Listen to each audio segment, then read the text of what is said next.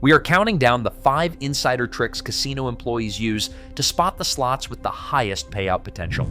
From the overlooked details that can boost your odds, to the placement strategies casinos hope you never notice, each trick uncovers a real advantage behind the flashing lights.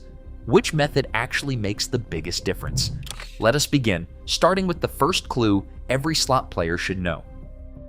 Walk into any casino, and the first thing you will notice is rows of penny slots, lit up and buzzing with action. But the odds on those machines are not in your favor.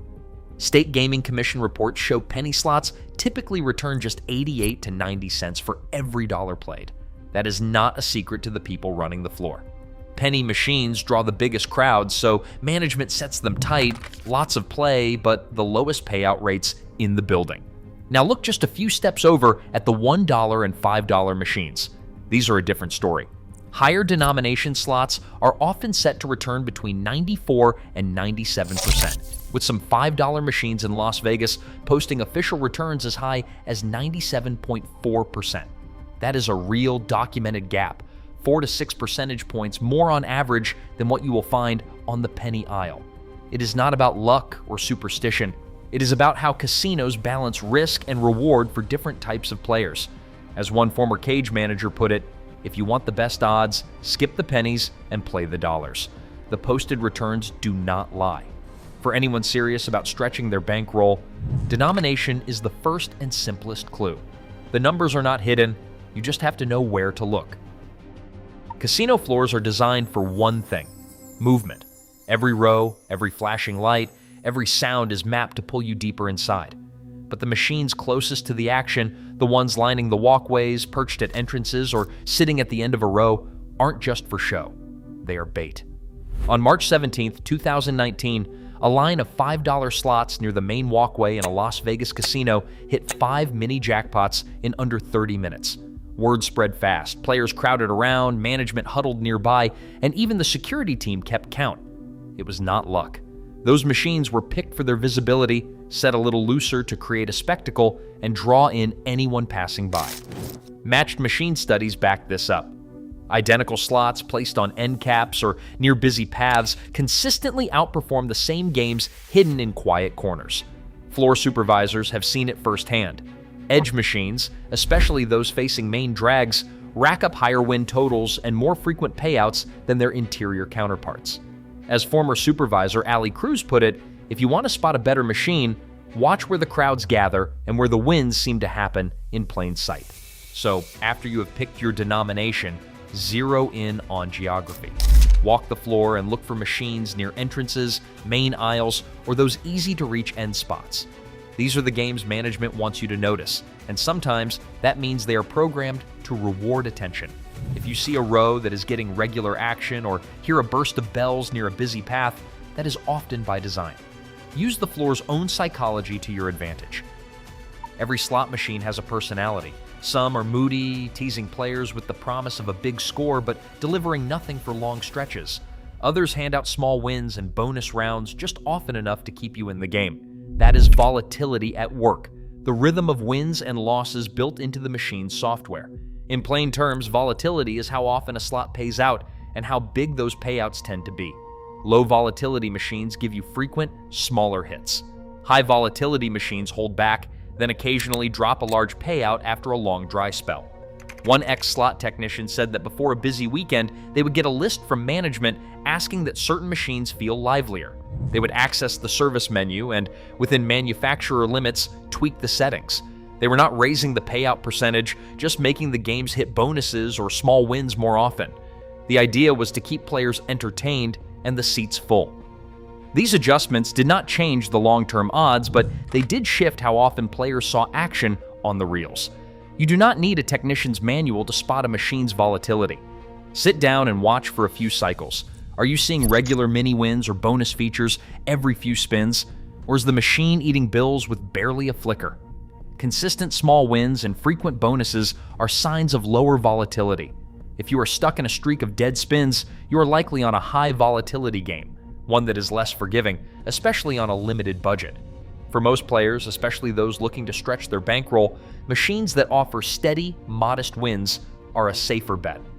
The trick is to recognize the pattern early and move on if the machine feels cold. Volatility is not posted on the cabinet, but the game's behavior will tell you everything you need to know. Some players swear by the thrill of a big jackpot, but seasoned insiders know to watch for something else: hit frequency.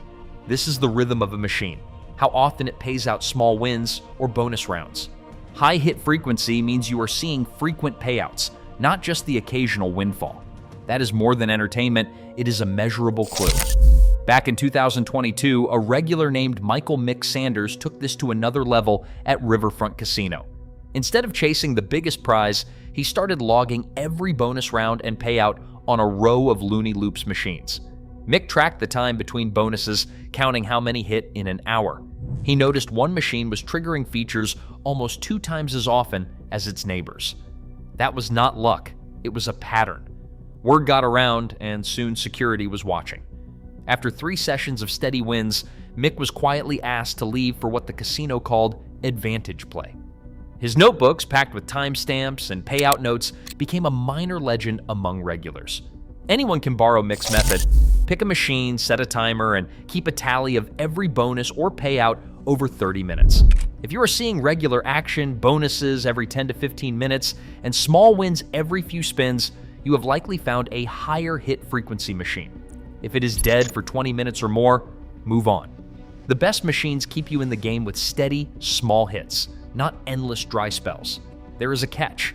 Casinos know players watch for these patterns. Surveillance teams notice anyone with a notepad or phone timer, and some properties will intervene if they think you are tracking too closely.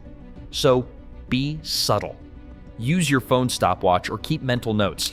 The point is not to outsmart the house, but to find machines that give you more play for your money.